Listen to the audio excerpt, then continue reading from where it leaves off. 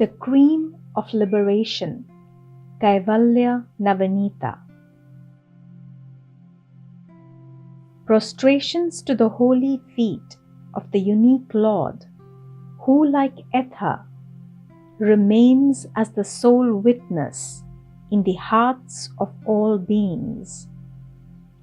Whether they are swayed by desire for wealth, lands, and women, or are free from such desire, and who shines as the towering peak over the 7 successive spiritual heights, which are in themselves exalted over all other planes of mind, or in Nanilam, the holiest of the 7 holy places.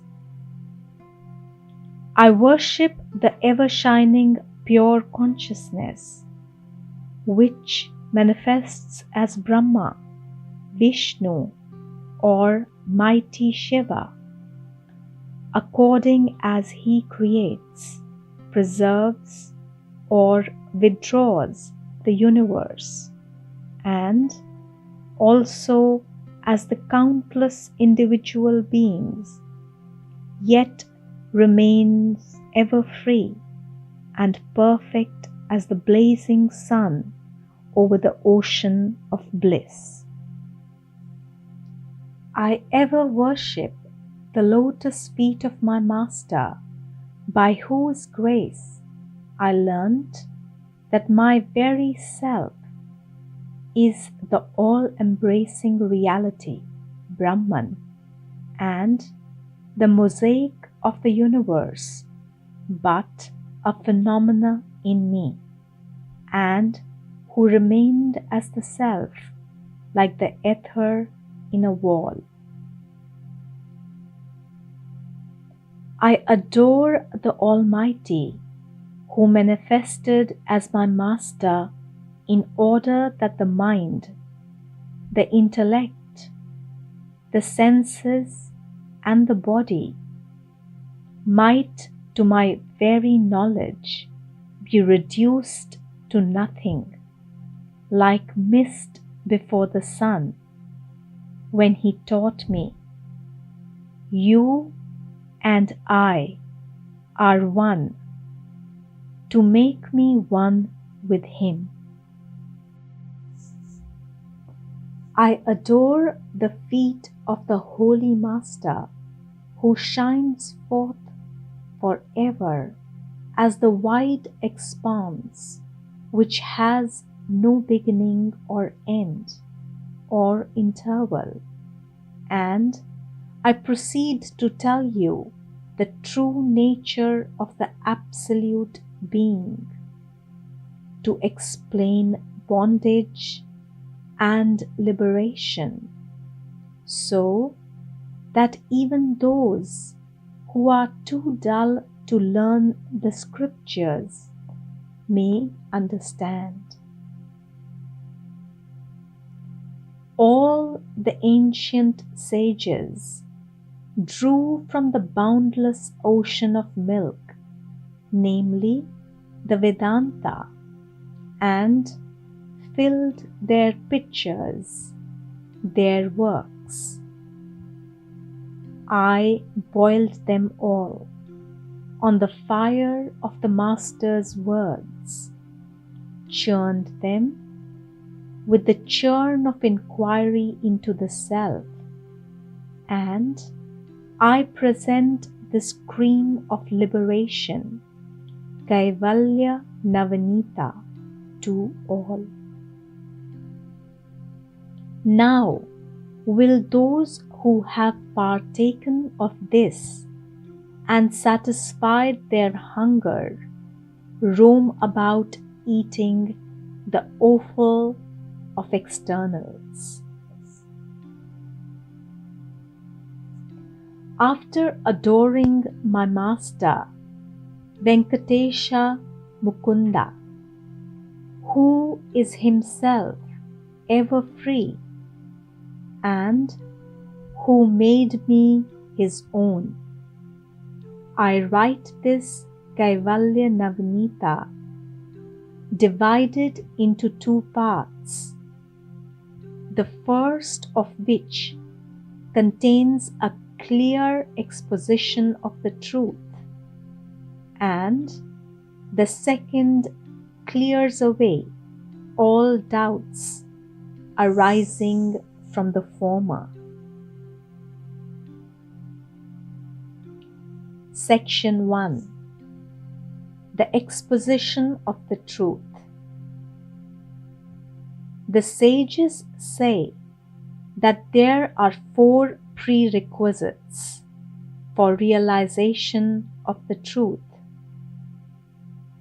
Viveka, discrimination between the temporary, therefore unreal phenomena, and the permanent, therefore the reality, that is, the noumenal. 2.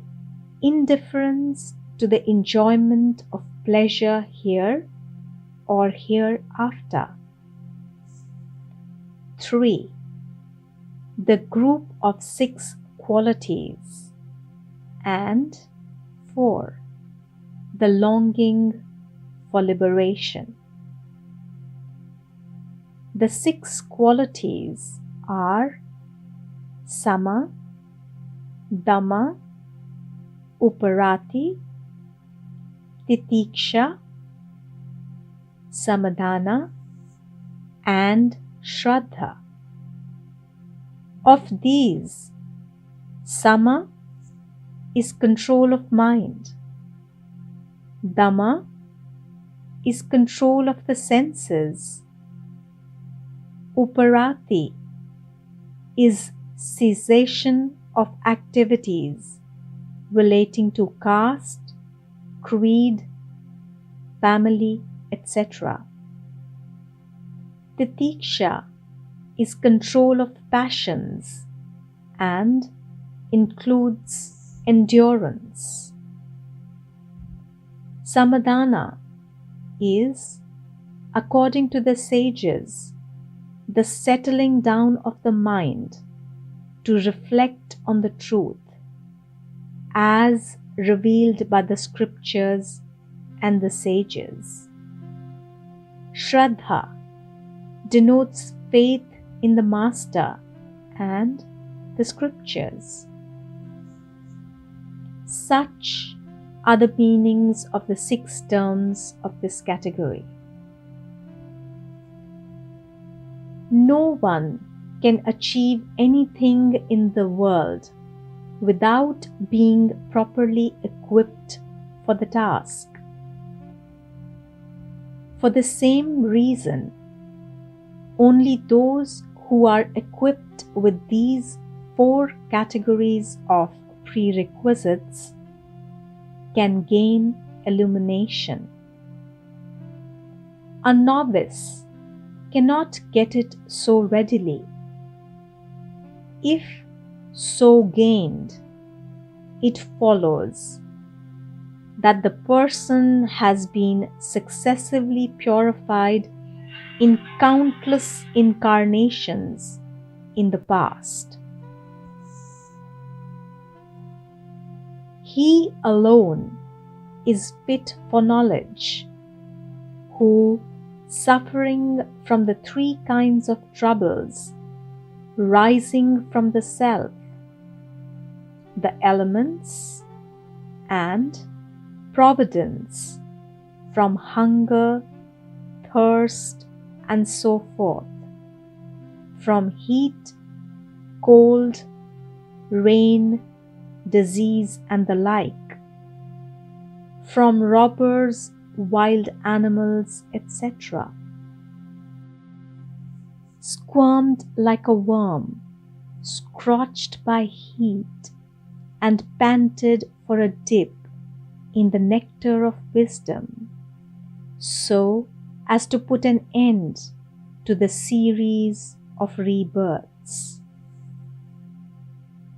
As the desire for liberation grew, he became unconcerned about his wife, children, and property, ran away from them like an antelope which had extricated itself from the noose of a hunter, and sought a holy master and respected him with all his heart. After eagerly saluting his master, he stood up and sobbed out his heart, saying, "O Lord, I have suffered long the torture of worldly life, which is after all so false. Gracious Master, save me by tearing off the cords which bind me to the 5 sheets, so that my heart may be at peace." The Master lovingly considered him. Like a tortoise, its eggs, looked at him. Like a fish, its eggs, and passed his hands over him. Like a bird, its wings over its eggs, and said, "There is a means to put an end to your rebirths. I will tell you, and if you act upon it, your rebirths will cease." At the very sound of the words, "Your rebirths will cease," his frame thrilling, his heart rejoicing as if refreshed after a bath in a spacious tank, tears of joy flowing like love welling forth, he held the holy feet of the Master and prayed further. "Even if I, your servant, am unable to carry out your instructions, you can set me right by your grace. You said just now, there is a means to put an end to your rebirths. I pray, kindly tell it to me and save me."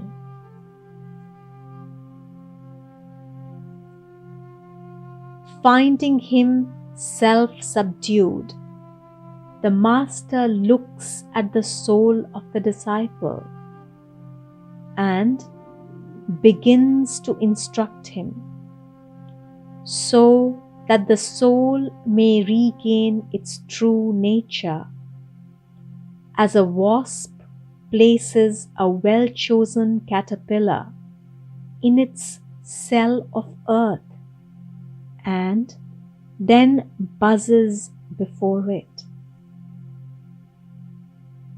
Master: "Son, he who has forgotten his true nature is alternately born and dies, turning round and round in the unceasing wheel of time, like a feather caught up in a whirlwind, until he realizes the true nature of the self. If he comes to see the individual self and its substratum, the overself, then he becomes the substratum, that is, Brahman, and escapes rebirths. Should you know yourself, no harm will befall you. As you asked, I have told you this. Disciple: Lord, can there be any in the world who are ignorant of the self? How then are they all caught up in the cycle of births and deaths? Tell me the unerring truth, for I beseech you in full faith. Master: only he is self-realized who knows what is the body and who is embodied. Disciple: who else is embodied but this gross thing? Master: you say that you cannot find the embodied being as different from the gross body. Then tell me, who appeared as the subject in your dream? Or who experienced the sleep in which even the pain of dream was absent? Or again, what is this consciousness in the waking state? Disciple: everyday experience proves that the experiencer in the waking state, or the experiencer of dreams, when the waking consciousness is gone, or the experiencer of deep slumber, must be different from the gross body. Yet it is not realized. It just flashes in the mind, only to fade away at once. Please explain this. Just as people pointing to a tree on the earth mark the third day crescent moon, and pointing to other stars locate Arundhati, so also the Master began pointing to the gross in order to make known the subtle cause. Master: the Vedanta as a whole mentions as the cause of bondage and release superimposition and its effacement, respectively. Bondage is caused by superimposition, release by its effacement. Now, listen as regards the former. Superimposition is seeing one thing in another. A snake, for instance, in a rope, a man in a post, water in a mirage, or a blue canopy in the empty sky. Similarly, the 5 elements and their combinations seen in Brahman, which is free from name and form, one and the same without a second, self-conscious and perfect, are products of illusion. If you ask how superimposition gives rise to creation, the answer is the beginningless Jivas, that is, the individual souls, remain unmanifest, avyakta, as in deep slumber. This state is disturbed by the generative thought of Ishvara, otherwise called time. Then avyakta, the unmanifested, ceases to be causal, that is latent, and the three gunas manifest.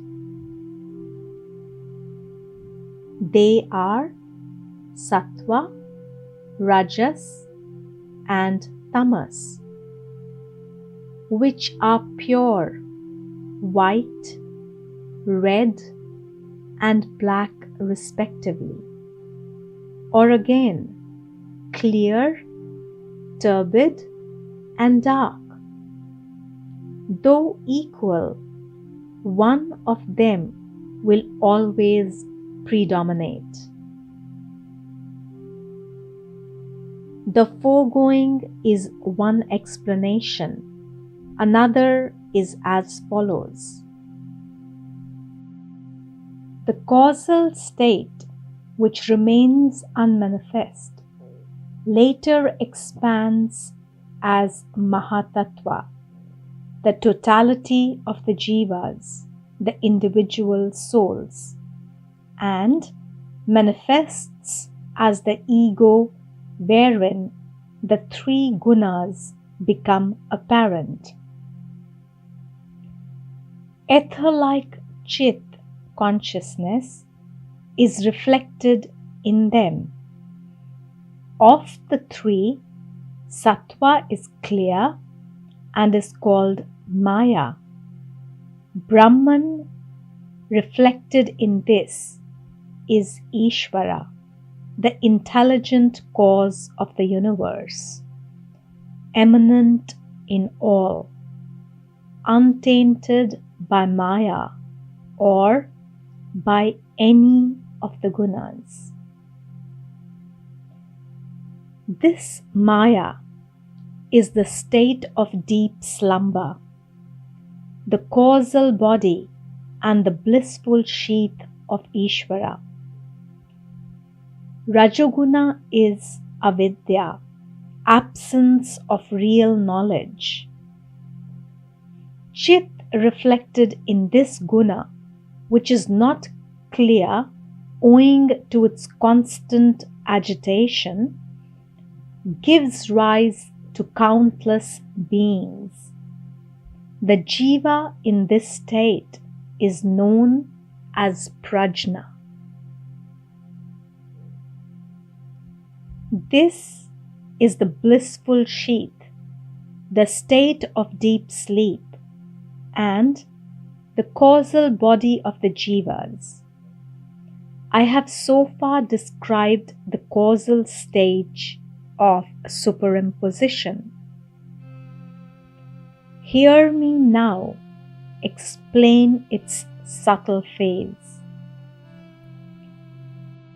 To provide the wherewithal of experience to the Jivas, by the loving grace of Ishvara, who has all the wondrous powers of his inseparable Maya, the Tamoguna then divides itself into its two aspects, namely, dense veiling of reality and multiplicity of phenomena.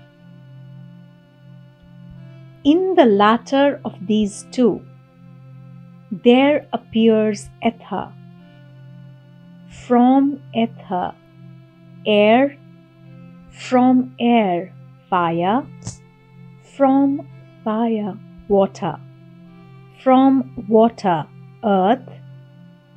All these five, in the nascent state, are called elements.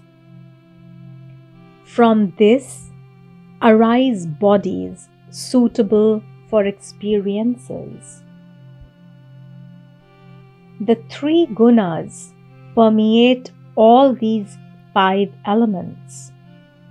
In sattva, which is pure, there arise the jnanendriyas, the five senses of individual function, and also the mind and intellect of collective function.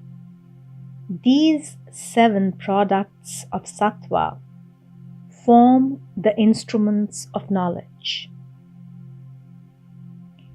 Then, in Rajoguna, there arise the vital airs of collective function and the karmendriyas of individual function.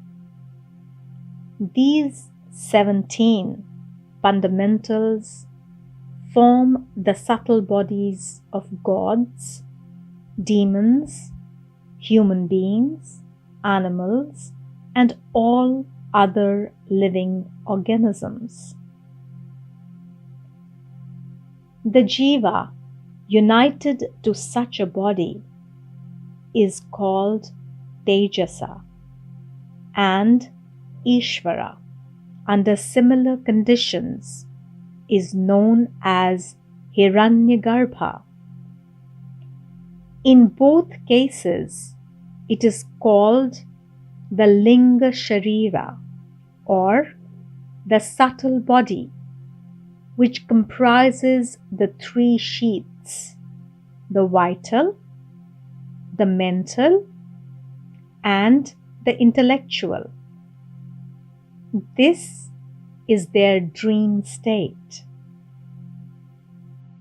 So much for the subtle body. Now, hear me describe the process of superimposition of the gross body.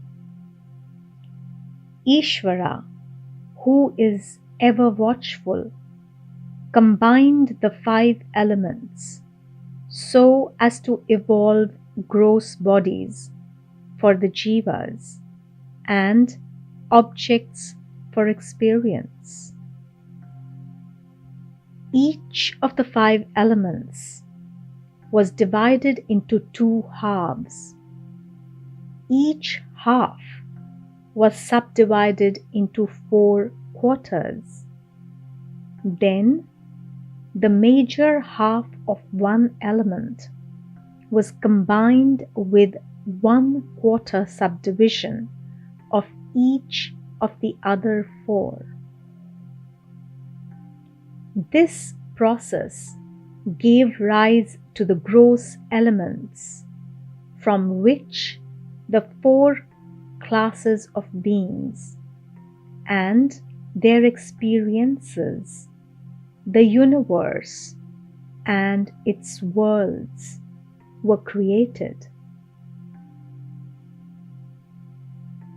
The Jiva, united with the gross body, is called Vishwa, and Ishvara, under similar conditions, is known as Virat.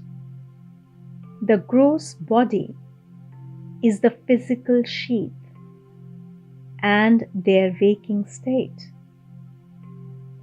Remember this brief statement regarding the gross body.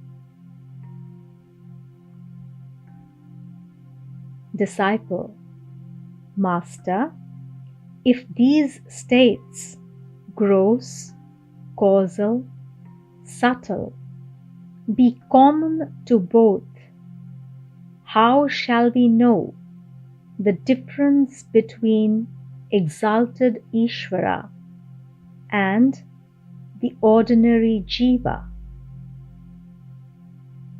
Master: the Jiva is the effect and Ishvara the cause.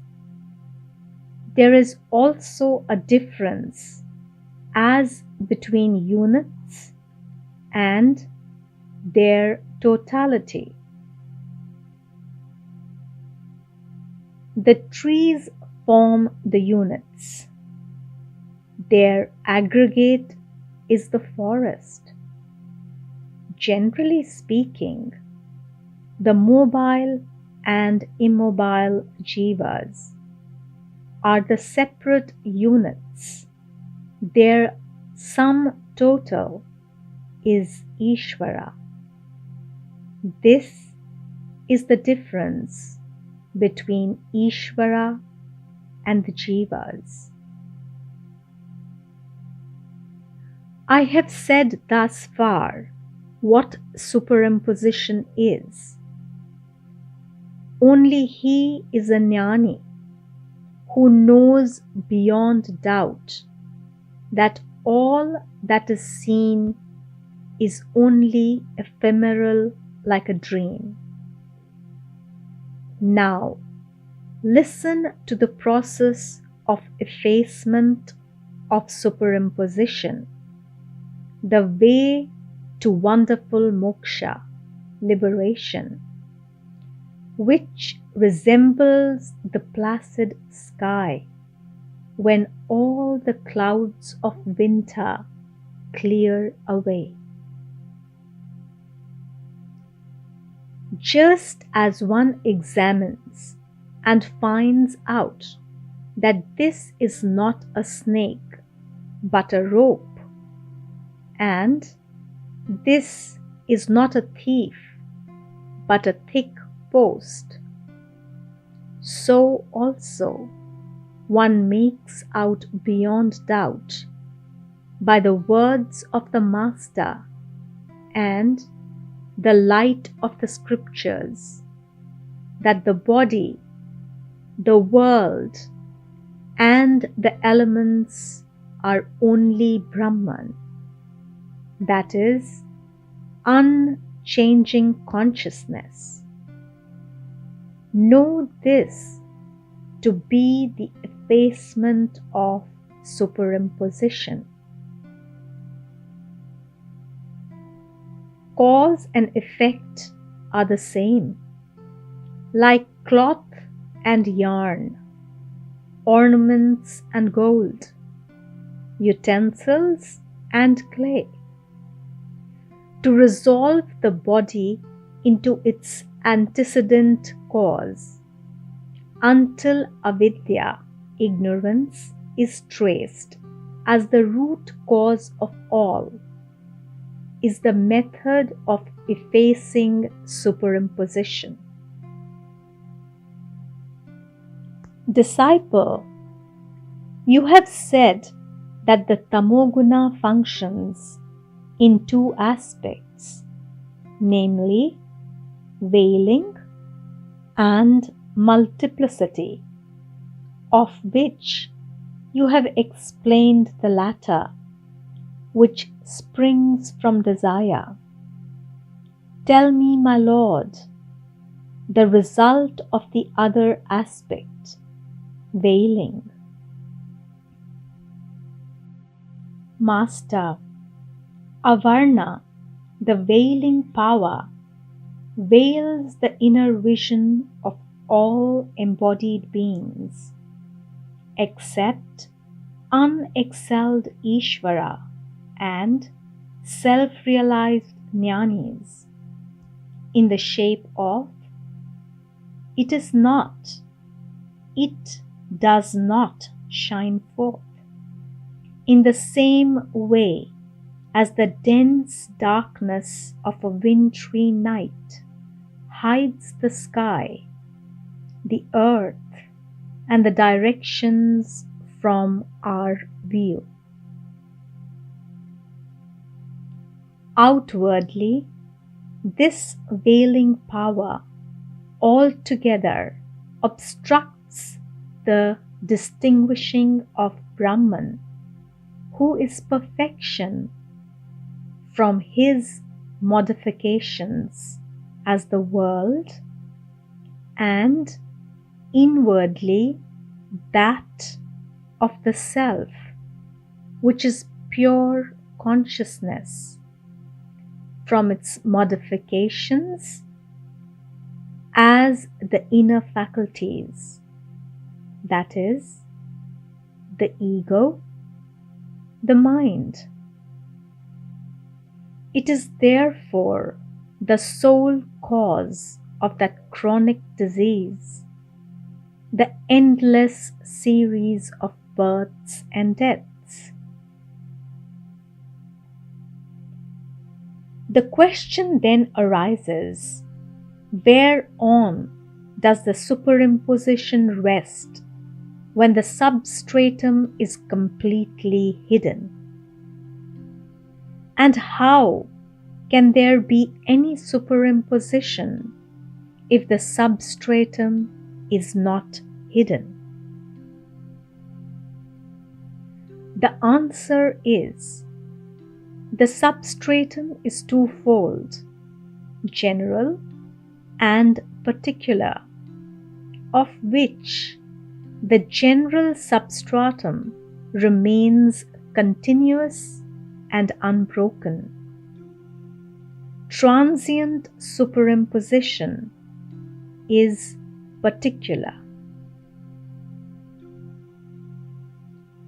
In the world, the common substratum, this is, can never be veiled, but only the particular identity.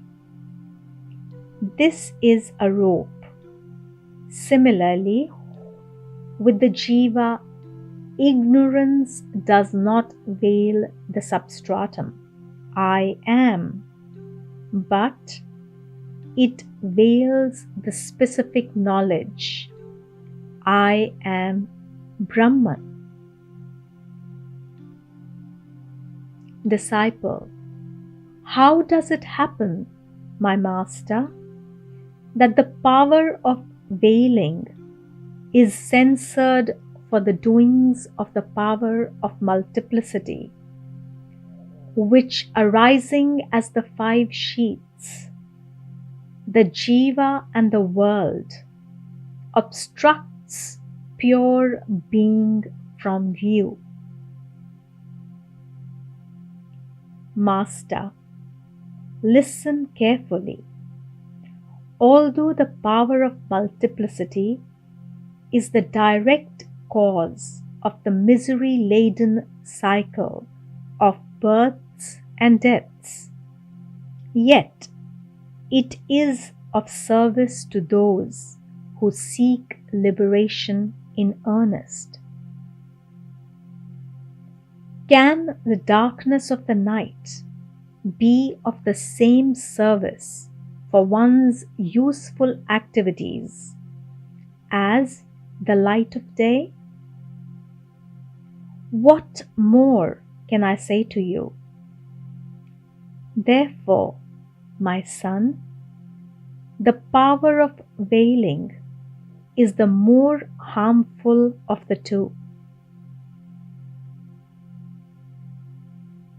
Has anyone gained release from the cycle of subsequent births because the world was totally lost from view in his deep sleep or in the dissolution?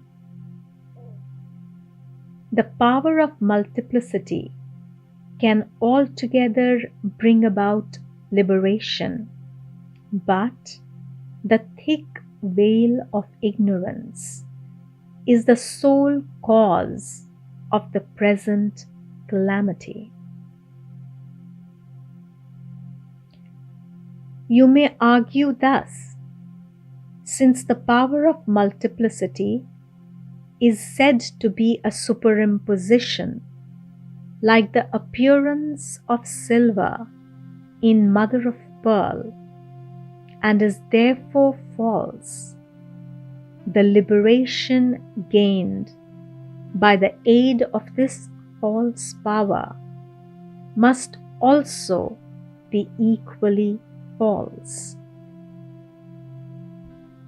The answer is, a frightful dream, though unreal, ends in waking up the dreamer from sleep. Even so, liberation is real. Just as poison is commonly antidoted with another poison, as iron spike is extracted with another piece of iron, arrows are turned aside by others, and dirt is washed away with other dirt, e.g., fuller's earth. So, ignorance which is weak in itself can be eradicated by methods which are themselves of the same Maya. Later, this also perishes, like the pole used to turn a corpse that is burned.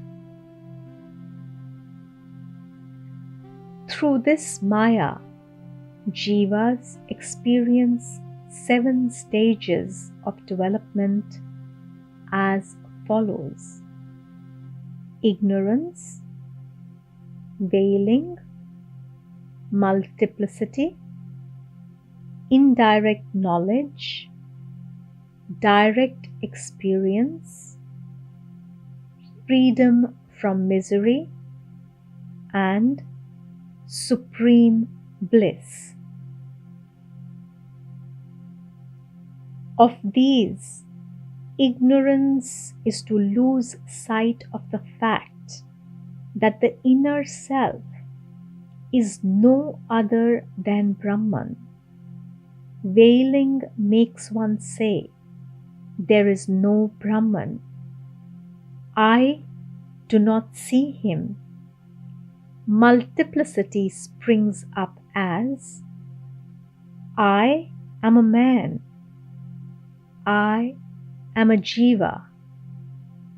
Indirect knowledge is to know the nature of the self by the teachings of the Master.